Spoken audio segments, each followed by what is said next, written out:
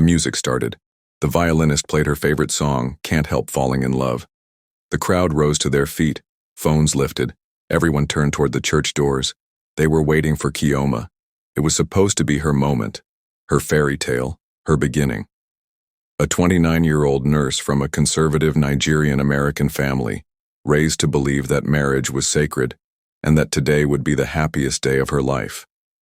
But Kioma didn't walk down the aisle that day. Instead, she entered through a side door, wearing jeans, not a gown. No veil, no smile, just a tear-streaked face and a worn leather bag clutched in her hand. Inside that bag were the pieces of a truth she never asked to carry. Text messages, recordings, a gold bracelet with someone else's initials, and a voicemail that still played in her head, over and over again. 12 hours earlier, she had been standing barefoot in a hotel hallway, room 308, and what she heard through that door changed her entire life. It was the voice of her fiancé, Abuka, the man her family called a blessing, a 33-year-old businessman from Lagos who swept her off her feet, the one who was supposed to love and protect her. But he wasn't alone, and the voice whispering back to him wasn't hers, and it wasn't a woman's either. Kioma stood there frozen, pregnant, heart pounding, future collapsing. She didn't cry. She recorded everything. Now, hours later, standing before a stunned room of guests in Houston, she walked up to the microphone, her hand shaking, her baby growing inside her, and said 7 words that would end one life and ruin another. I'm not here to marry Abuka. Before we dive deeper, let us know in the comments where you're watching from. We'd love to hear from you. And if you're new here, click on the subscribe button so you never miss any of our upcoming videos. Kioma was 29, the kind of woman people described as warm before they mentioned anything else. Soft-spoken, polite, dependable. A registered nurse raised in a conservative Nigerian-American household where weddings were sacred and family reputation was everything. She grew up in a quiet neighborhood just outside of Dallas where Sunday mornings meant church and Sunday afternoons meant cooking with her mother for the entire extended family. Love wasn't rushed in her world. It was built, earned, protected. Then came Abuka. He was 33, tall, confident, the type of man who didn't need to raise his voice to command a room. People listened when he spoke. He was successful, by every definition that mattered to Kioma's parents. He had 3 properties, drove a silver Mercedes, and owned a logistics company that he said operated both in the US and Nigeria. Kioma met him during a medical mission trip to Lagos 3 years earlier. She was volunteering at a community clinic. He showed up delivering supplies, said he was helping coordinate relief deliveries across the city. They had lunch, then dinner, and by the end of her trip, he was already calling her my queen. Their love grew fast, but not recklessly, at least not from the outside. When Abuka proposed a year later in front of her entire family during Christmas dinner, there wasn't a dry eye in the room. Kioma's father gave him a quiet nod of approval. Her mother hugged him like he was already her son. Friends called her lucky. Everyone said the same thing. He's a good man. And for a while, she believed it. She wanted to believe it. But even as the wedding date approached, something inside her kept tightening. There were signs, missed calls late at night, trips that didn't match his calendar, stories that shifted when repeated. And one morning, 2 months before the wedding, Kioma found something, hidden behind the dresser in his apartment, a bracelet. Delicate, gold, engraved with initials that weren't hers. She asked about it. He smiled and said it belonged to his sister. Kioma tried to believe him, because love, in her world, meant patience, forgiveness, silence, even when your chest was screaming. But silence can only last so long. What no one at the wedding knew, not even her best friend, was that Kioma was already 11 weeks pregnant.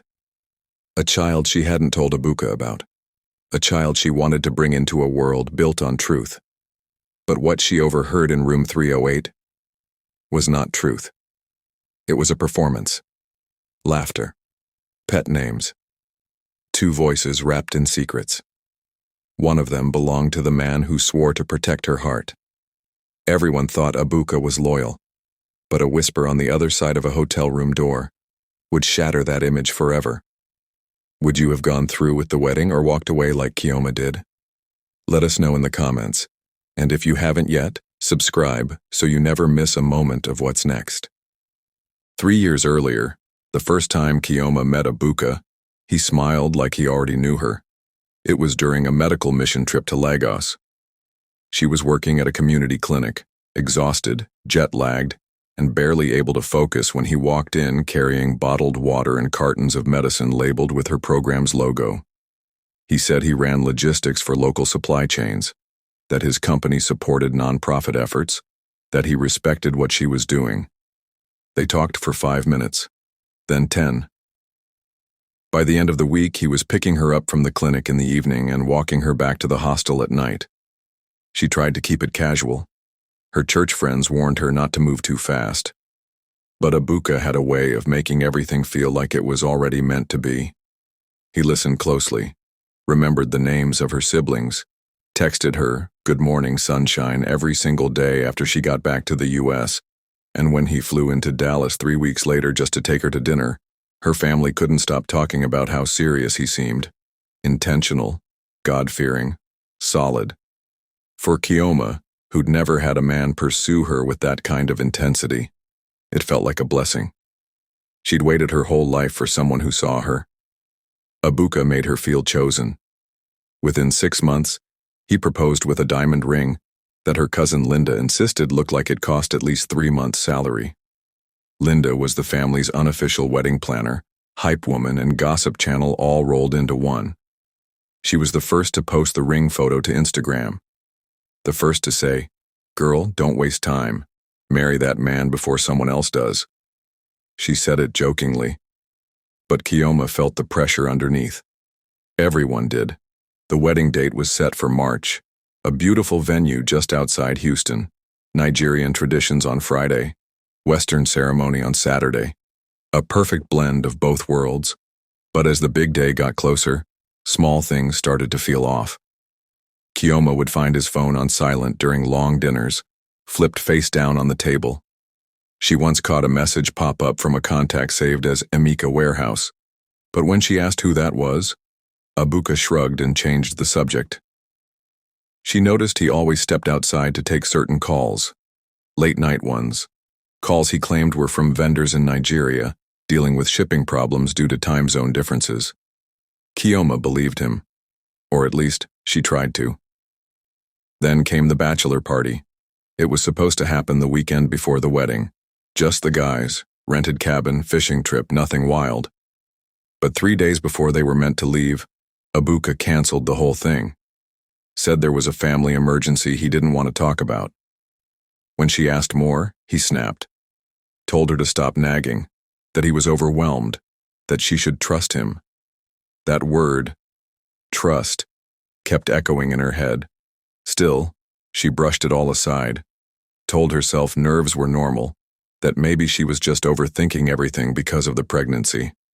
Her mother kept telling her not to worry. "He's a man, my dear," she said. Sometimes they keep things to themselves. But the truth is, Kioma wasn't looking for drama. She was looking for peace, for certainty, for someone who would be there through every ultrasound, every kick, every morning she woke up afraid and unsure. And then, the night before the wedding, her phone rang.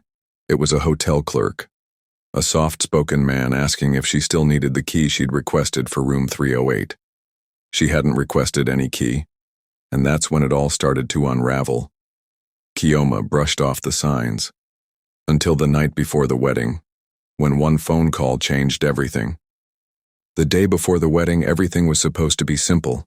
Nails, hair, a few last-minute calls with vendors. Kioma was tired, but calm, focused. She had packed her hospital bag earlier that morning, tucked the ultrasound photo inside her journal, and smiled at herself in the mirror. just long enough to believe she was ready for tomorrow. That evening, as the sun dipped behind the Houston skyline, Linda walked into Keoma's room holding a garment bag and an iced tea. She plopped onto the bed, kicked off her heels, and casually mentioned that Abuka had decided to spend the night at a hotel downtown, just to get some rest. Keoma looked up from her notes, confused. A hotel? Linda nodded. Said he needed to clear his head. You know how men get. Nervous, cold feet or whatever.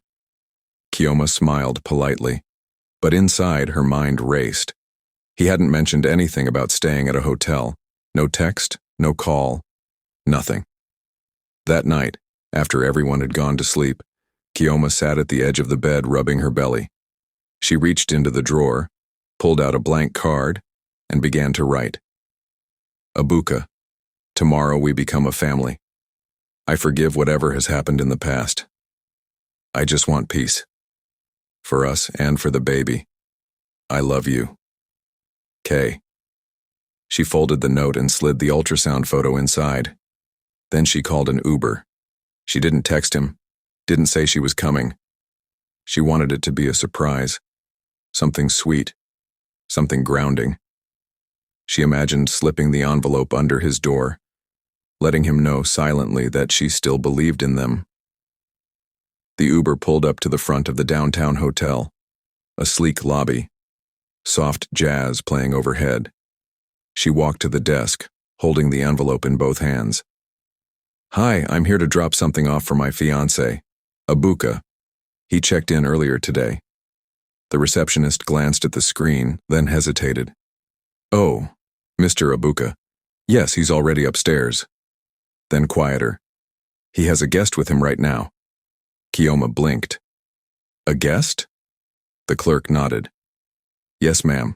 Someone arrived about 20 minutes ago. Her stomach dropped. She thanked him, forced a smile, and stepped toward the elevator. The ride up felt like hours. She stared at her reflection in the chrome doors, wondering if she should just turn back. Let it go. Wait for tomorrow. But something in her feet kept moving. Down the hall. Past the ice machine. Right up to room 308. She stopped. Pressed her ear gently to the door. First, laughter. Then, moaning. Then, his voice. Calm, familiar, and sharp enough to slice her in two. Let's get through tomorrow, he whispered. Then we're free. Keoma didn't cry. She didn't scream. Her knees buckled. But her heart? It turned to stone. Keoma stood outside room 308 for almost a full minute. Her hands trembled, but her face didn't move. No tears. No shaking lips. Just silence.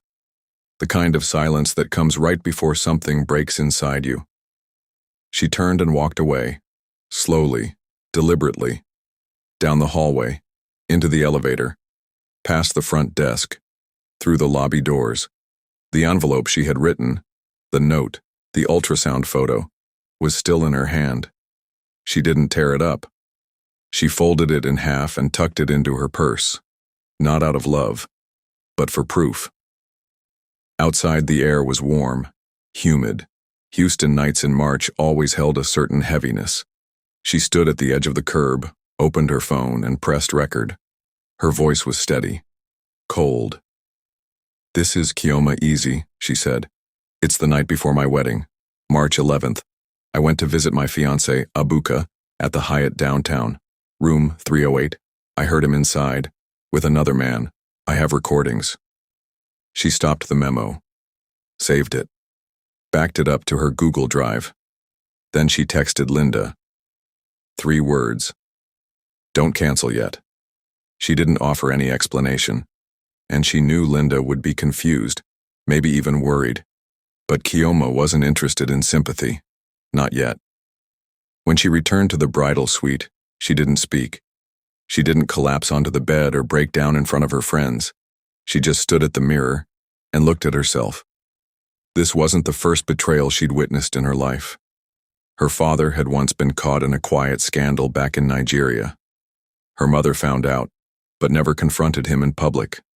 She simply waited, watched, gathered her facts, and let truth become its own punishment. That night, as her friends fussed over seating charts and floral deliveries, Kioma sat in the corner and opened her contacts list. She called a private driver, someone she trusted. Then she messaged Nathan, a friend from college who now worked as a wedding videographer. She told him she needed a favor, something discreet, but important. He didn't ask why.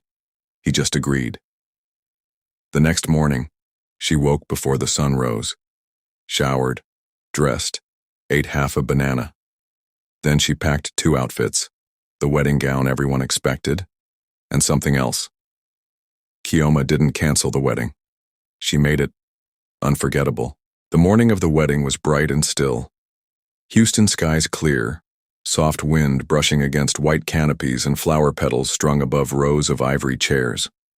To everyone around her, it looked like the perfect day for love, for promises, for a beginning.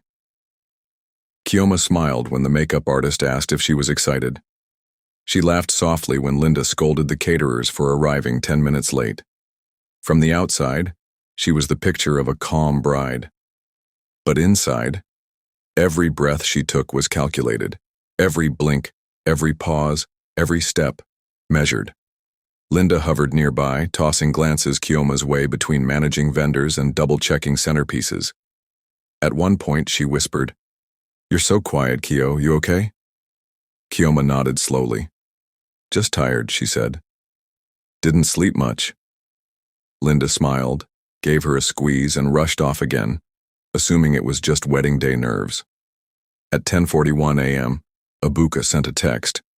"I can't wait to see you today." Kioma stared at the message for a long time, then typed back, "Me too. I have a surprise for you." Across town, the groom was laughing with his groomsmen, toasting with champagne, taking selfies in the mirror. The guests began arriving in elegant lace and flowing Ankara prints. Her parents welcomed each one like royalty. Abuka's uncle stood near the altar, joking about how beautiful Nigerian weddings in America always were. No one sensed a thing. Kioma arrived at the venue in a black sedan, not the bridal limo. She wore a hoodie over her rollers and kept her head down as she walked in through the back entrance. Inside the bridal suite, the gown hung on the door. Her bouquet rested beside the Bible she planned to carry. But there was no tremble in her fingers as she took out the other outfit from her duffel bag. Not the gown, the jeans, the blouse, the flats. She turned to Nathan, her friend and videographer, who was already prepping his gear. He looked up and raised an eyebrow. Kioma handed him her phone.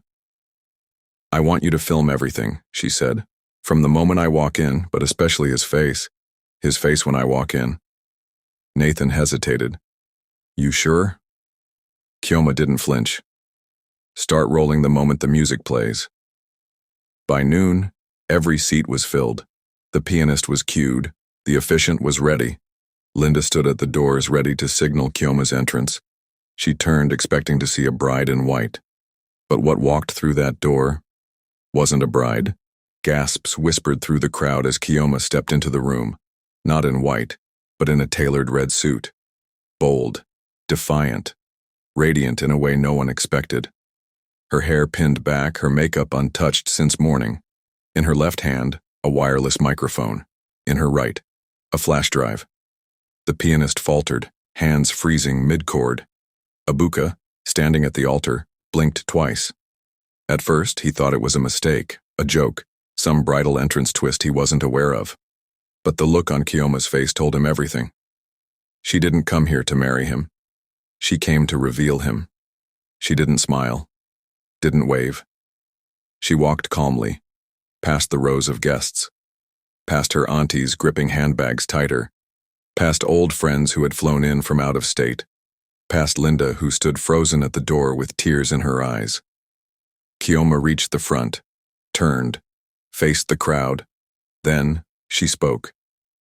"I want to thank you all for coming," she began, voice steady. "Many of you traveled a long way to be here, and I know you came expecting a wedding." The room was still. No one moved. No one breathed. "But there's been a change of plans." She turned to Nathan, her videographer, who stood behind the projection monitor. She nodded once. The screen behind her lit up. First, audio, Abuka's voice, from the night before. "Let's get through tomorrow, then we're free." Another voice laughed faintly in the background. A man's voice, whispers, moans, the sound of betrayal.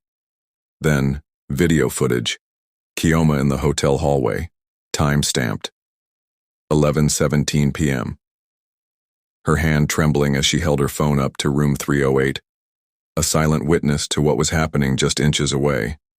Then, screenshots, messages, a text thread between Abuka and a woman saved as Kemi work. "Delete the pics before she sees them. I'll come by after she sleeps. Trust me, I'm only marrying her for the papers." Gasps filled the hall. A child began to cry. Someone whispered, "Oh my God!" Abuka lunged forward, eyes wide, mouth open. "Kioma, stop this!" But before he could reach her, Linda stepped in, one hand on his chest. Her eyes cold. She shook her head. "Don't," she said. "Just don't." Kioma didn't flinch. She let the silence carry. Then one final sentence. "I wanted everyone here to see the man I almost married. This isn't a wedding. It's a farewell." And with that, she turned. Walked back up the aisle. No music, no applause, no veil trailing behind her. Only her shadow, her silence, her strength. She left the venue without a word, her head high, her shoulders steady, leaving behind a 147 stunned guests, a ruined groom, and a version of herself she would never be again. No one expected the video to go viral. But by midnight, it had already made its way to Instagram, then Twitter, then TikTok. A 20-second clip, Kioma in the red suit, the screen lighting up behind her, the sound of her voice saying, "This isn't a wedding, it's a farewell." It was reposted thousands of times. Some called it the boldest act of self-respect they'd ever seen. Others called it humiliating. Either way, it spread. Within 72 hours, Abuka's face was everywhere. In group chats, in news stories, in WhatsApp threads titled, "Scammer Groom Caught Live." Business partners pulled out of deals. One of his contracts in Lagos was terminated without warning. A logistics deal he'd been chasing in Atlanta. Gone. But the bigger blow? His family. In their community, respect was currency. And he had burned through all of it in one day. His mother stopped answering calls. His father issued a statement to the local pastor, saying the family was grieved and ashamed. As for Kioma, she disappeared. She left Houston a week later. No press, no interviews, just packed her things, left a note with her mom, and booked a one-way flight to Toronto. A quiet Airbnb, a midwife clinic nearby. No friends, no noise, just time. 6 months later, she gave birth to a baby girl. She named her Zara. It means radiance in Arabic, the light after the darkest night. Kioma didn't speak publicly for a long time. She focused on healing, on motherhood, on forgiving herself for ignoring what she had always known deep down. But just when it seemed the story had settled, the final twist surfaced. A Facebook post, shared casually. A picture of a small garden ceremony. A groom in a silver suit, a bride in off-shoulder lace. Abuka, and standing next to him, smiling into the camera, was Linda, Kioma's cousin, the same cousin who planned the wedding, who helped her into her dress, who told her not to cancel, who intercepted Abuka when he tried to shut down the video. Linda married him, less than a year later. The internet lit up again, speculation, theories, questions, and the one no one could shake. But why would Linda betray her own blood? Was she part of it all along? 6 months after the wedding that never was, Kioma sat down for a quiet interview. No cameras, just a voice recorder in a soft-lit room. She looked calm, centered, strong in a way that only comes after you've lost something, and survived it. When asked what hurt the most, she paused, then answered, "Betrayal hurts," she said. "But knowing the truth saved me." She didn't speak badly about Abuka or Linda. She didn't need to. The truth had already done its job. What she chose to focus on was peace, her daughter, and the clarity that came with finally trusting her instincts. For so long, she said, she'd been trained to protect others' feelings, to keep the peace, to smile through confusion. But now, she understood something deeper. That silence is not always strength, and love without truth is not love at all. Kioma has since returned to Texas, living quietly, raising Zara with gentleness and intention. And though the wound will always exist, it no longer defines her. Because sometimes the biggest gift is discovering the truth just in time. Would you have gone through with the wedding? What would you have done if you were Kioma? Let us know in the comments. If you found this story powerful, hit like. It helps us tell more stories like this. And don't forget to subscribe for more true folk tales and dramatic real-life twists every week.